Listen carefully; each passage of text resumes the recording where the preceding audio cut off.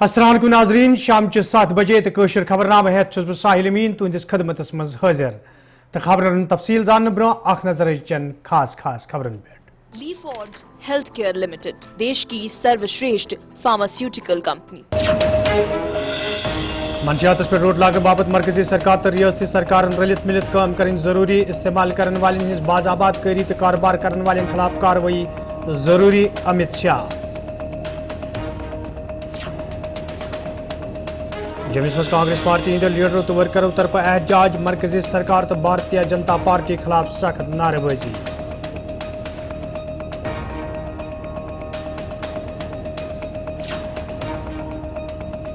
जम्मू कश्मीर मज लूकन मरहम करने सठोई जरूरत, इंतजामी के हुक्मनामों सहित अवाम परेशान। गुलाम नबी आजाद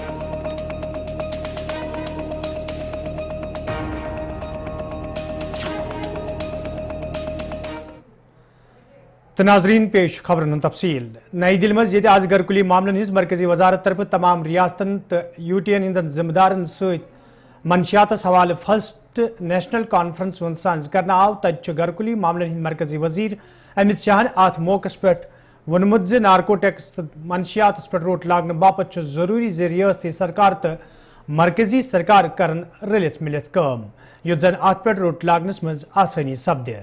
यल जन तिमो सरकार पे जोर दियुत ज ये मंशियात इस्तेमाल करने वाले लूकन हुंद मदद करने हवाल कदम तुलन यन तथ जरूरी ज मंशियात कारोबार करने वाले लूकन खिलाफ ही सख्त कार्रवाई अमल मज अन्न, युत जन मुल्क मज अमुक न्याल गाल यी।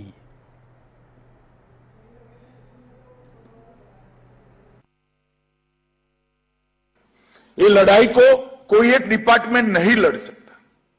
गृह मंत्रालय, राजस्व विभाग, स्वास्थ्य विभाग, सामाजिक न्याय और अधिकारिता विभाग, इसके साथ साथ फार्मास्यूटिकल विभाग और देश के सारे राज्य और केंद्र शासित प्रदेश, ये सब इकट्ठा होकर एक समान तीव्रता के साथ एक ही दिशा में अगर हम लड़ते हैं तो ही ये लड़ाई जीत सकते हैं, वरना लड़ाई हारने का एक दूसरा कारण होता है। और तीसरा कारण अप्रोच में गलती। कई देशों ने गलती की कि जो ड्रग्स का सेवन करते हैं उनको उन्होंने गुनहगार मान लिया।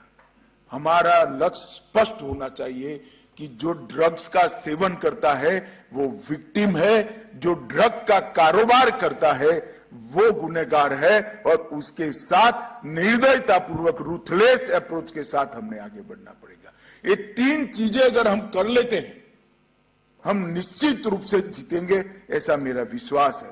और इसके लिए गृह विभाग ने एक रणनीति बनाई है। इसके 3 बिंदु है। सबसे पहले संस्थागत संरचना की मजबूती। ये लड़ाई को लड़ने के लिए इसकी संस्थाएं हैं, इसको मजबूती देनी पड़ेगी। इसलिए हमने एनकोड बनाया है, ज्वाइंट टास्क फोर्स बनाया है। राज्यों के अंदर आप जिसके अध्यक्ष बने हैं, एंटी नार्कोटिक टास्क फोर्स बन गए। मुझे आनंद है कि आज पूरे देश भर में एक भी यूनिट ऐसा नहीं है जिन्होंने एंटी नार्कोटिक्स टास्क फोर्स नहीं बनाया है। ये विगत 1 साल में हुआ है। और ये संस्थागत मजबूती देने के लिए हमने ढेर सारे काम किए। इसके साथ साथ सभी नार्को एजेंसियों का और नशा के उन्मूलन के लिए काम करने वाले सारी एजेंसियों का एक समन्वय होना चाहिए। सबकी दिशा एक होनी चाहिए, सबके प्रयास की तीव्रता एक समान होनी चाहिए। एक दिशा और एक समान तीव्रता के साथ काम करते हैं तभी जाकर सफलता मिलती है। और इसका तीसरा बिंदु है सरकार के विस्तृत जन जागरूकता अभियान। जो वीरेंद्र जी ने कहा, ढेर सारी धार्मिक संस्थाएं, ढेर सारी सामाजिक संस्थाओं को जोड़कर, स्कूलों को जोड़कर, एजुकेशनल इंस्टीट्यूशंस को जोड़कर, ढेर सारे कोऑपरेटिव्स को जोड़कर और ढेर सारी समाज में अच्छा काम करने वाली व्यक्तियों को जोड़कर ही ये अभियान और ये लड़ाई हम जीत सकते हैं। होल ऑफ गवर्नमेंट अप्रोच और टीम इंडिया के अप्रोच, ये दोनों एक साथ में लेना चाहिए। ये लड़ाई ऐसी है जिसको दलगत राजनीति और पॉलिटिकल आइडियोलॉजी से ऊपर उठकर लड़ना पड़ेगा। राज्यों में सरकार चाहे किसी भी पार्टी की हो, किसी भी विचारधारा की हो, जीरो टॉलरेंस के अप्रोच के साथ सभी राज्य सरकारों ने आगे बढ़ना पड़ेगा। और इस लड़ाई के अंदर जितने राज्य सरकारों के और केंद्र सरकार के विभाग समाहित हैं, सभी ने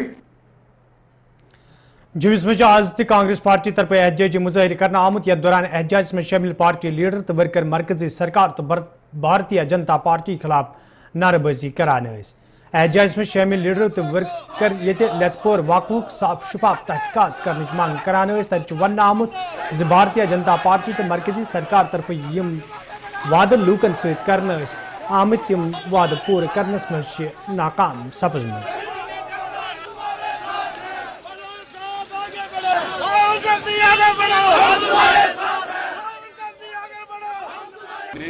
वो आए थे इंटरवेन करने के लिए, तो आज सरकार चुप क्यों है? तीसरा खुलासा भी उन्होंने यहाँ पे किया कि प्रेसिडेंट के पास अपॉइंटमेंट लेने के बाद भी हमको उसकी इन्वॉल्वमेंट यहाँ पे नहीं है। हिंदुस्तान का सबसे बेहतरीन, सबसे नंबर 1 कॉन्स्टिट्यूशनल पोजीशन यहाँ पे है। अगर राष्ट्रपति को मिलने के लिए भी वाया प्राइम मिनिस्टर हाउस से जाना पड़े तो ये सबसे बड़ी लोकतंत्र की हद है। सरपंच कठुआ के कांग्रेस के जो लोग हैं, परिवार है, वो आज यहाँ पर इस सत्याग्रह के प्रोग्राम में शामिल हुआ। ये सत्याग्रह आज बहुत जरूरी हो गया है। भारत देश जिस तरह से डेमोक्रेटिक देश था, जिस तरह से लोकतंत्र की हत्या आज मोदी सरकार की इस शासन में की जा रही है, वो कांग्रेस सरकार कतई नहीं होने देगी। आज जिस तरह से आम इंसान की आवाज को दबाया जा रहा है, जिस तरह से लोकतंत्र की हत्या की जा रही है। आजाद पार्टी तरफ तकरीबी साज करना आमुत यथ मज पार्टी सरबराह गुलाम नबी आजाद सलाह दमो लीडर तो वर्करों शिरकत कर। अत मौके पे ये कई सियासी वर्कर डेमोक्रेटिक प्रोग्रेसिव आजाद पार्टी मज शामिल सपद तक पार्टी लीडरों तो वर्करों तरफ तिहद वालियान इस्तकबाल करना आमुत।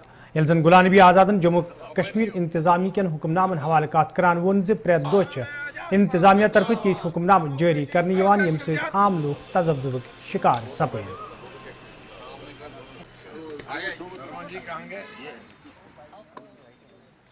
दिल्ली के आसपास जितनी हजारों झुग्गी झोंपड़ियां और एक एक झुग्गी झोंपड़ी में लाखों लोग होते हैं, हर दूसरे साल तीसरे साल गवर्नमेंट उसको रिकॉग्नाइज करती है। तो अगर वो लाखों की जमीनें हम हर दूसरे साल मुफ्त में देते हैं, कोई पैसा नहीं लेते उसके, और ऊपर से रिकॉग्नाइज करने के लिए स्कूल, अस्पताल, बिल्डिंगें, राशन कार्ड, तो यहाँ तो जितने ये 70% लोग हैं, इनको सबको स्कूल, कॉलेज, सड़कें, हॉस्पिटल, राशन कार्ड दिए हैं, तो अब नकली कहां से रह गई?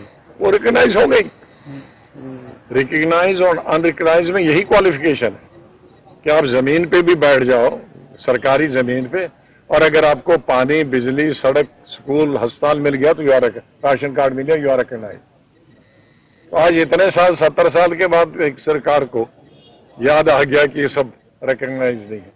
अरे जो पिछले 15 सरकारें थी और उस सरकार में हर आदमी का था, एनसीबी थी, पीडीपी थी, बीजेपी थी, कोई भी पार्टी जम्मू कश्मीर वो उसका हिस्सा था, तो उन्होंने ये सब जब रिकॉग्नाइज किया है तो अब क्यों डी रिकॉग्नाइज कर रहे हैं? तो फिर एक उथल पुथल। जम्मू कश्मीर के लोग अभी कई परेशानियों से गुजर रहे हैं। महंगाई है, बेकारी है, बेरोजगारी है, एम्प्लॉयमेंट नहीं है। 6 साल से 3 दफा ये रिक्रूटमेंट हुई और तीनों दफा कैंसिल हुई, तो ऊपर से अब घरों से भी वंचित रखोगे तो कहाँ जाएंगे लोग? मैं सरकार से और माननीय गवर्नर साहब से निवेदन करूंगा कि ये मिसएडवेंचर है, इसकी छोड़कर और कोई कंस्ट्रक्टिव लोगों के लिए काम करे। और हमारे नाजरीन कशर खबरनाम जारी नमो तजारती वक्फ। नाजरीन खबरनामस में तुंद दोबारा खैर मकदम तो पेश मजीद खबरन तफसील।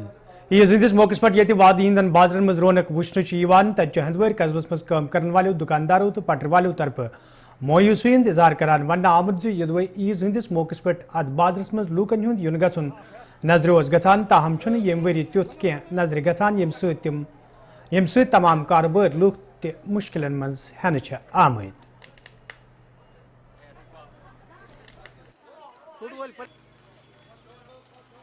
सर हमारी कंडीशन ही खराब हो गई है, कोई काम धंधा हमारा चल नहीं रहा है। हमारा रोजगार ये रेड़ा था, जब इस पर हमारा घर का खर्चा भी नहीं चल रहा तो क्या करेंगे? लोगों के पास पैसे नहीं है, लोग खत्म हो चुके हैं।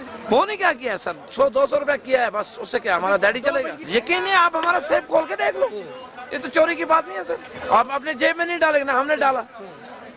हमारा तो भेजा ही खत्म हो गया है। पैसा नहीं है। लोगों के पास जब पैसा होता तो हमारे भी ईद थी। जो पिछले साल मेवा से सब नुकसान हुआ, गिरियों से सब नुकसान हुआ। अब प्राइवेट हमारा क्या है, यहाँ मुलाजमों की तनख्वाह। वजह यह आम इंसान वनस परेशान पतमे लट मेवस गो घट सह परेशानी मतलब सह असर वनस अस पे आज चहल पहल मतलब ईद सुबह अरफ गोक अरफ सुबह 2 दह 4 दह ब्रोह हफ्त ब्रोह कम वनस आम इंसान लकुट परेशान बोड़ परेशान सब्जी वोल माज वोल आम इंसान लकट दुकानदार मतलब फुटपाथ वाल सारी परेशान वनस बसान योतान तालुक मतलब खास गांवों मज ज्यादा बसान मतलब मार्केट चहल पहल खास कर ईद ब्रोह 15 दह 20 दह चहल पहल प्रत कुछ दुकानदारस नश टाइम अचनस मगर ये आज वुचान दुकानदार खास कर बहुत दुकानदार मतलब नर पे नर थत बिहित कि लुकन नश शायद पोस। नाजरीन कशर खबरनाम जारी ये निमो ब्याख तिजारती वक्फ। नाजरीन खबरनामस मज तुंद बार खैर मकदम तो पेश मजीद खबरन तफसील। वादी कशीर मज ये मुसलसल रूद पेन सत मुकामी नालन तो दरियाई जहलमस मज आबच सतह हुरियमस तो कयान जायन पे नालन तो दरियाई जहलमस मज सैलबी सूरत हाल नजर गसान तत इरीगेशन तो फ्लड कंट्रोल महकमक चीफ इंजीनियर कश्मीरन मौसमी सूरत हाल हवाले कत करान वोनमुत सूरत हाल मद्देनजर थवित तमाम एहतियाती कदम तुलना आमत तो लूकन छन अमे हवाले घबराने जरूरत। देखिए पिछले 36 घंटे से लगातार इंटरमिटेंट रेन्स हो रही हैं right from south Kashmir to north Kashmir, और हमारी पूरी की पूरी इंजीनियरिंग टीम जो है इसको कॉन्स्टेंटली मॉनिटर कर रही है। ओवरऑल सिचुएशन कोई अलार्मिंग नहीं है, किसी को पैनिक होने की कोई ज़रूरत नहीं है। हमारे संगम में भी जो लेवल्स हैं वो अभी सेफ लेवल्स पे हम चल रहे हैं, राम मुंशी बाग में भी हम सेफ लेवल्स पे चल रहे हैं। तो अभी तक की सिचुएशन जो है इसको नॉर्मल कहा जा सकता है ओवरऑल सिचुएशन को। देखिए जो इंटरमिटेंट रेन्स हैं उसके लिए हम फुली गियर्ड अप हैं, प्रिपेयर्ड हैं। तो मुझे नहीं लगता है कि कोई हमारी ऐसी कोई फ्लड सिचुएशन इमर्ज हो रही है जो प्रेजेंट सिचुएशन। तो नाजरीन अत वोत कशर खबरनामा नई बज सपद तह बे मुलाकात। फिलहाल दियो इजाजत, खुदा सवाल।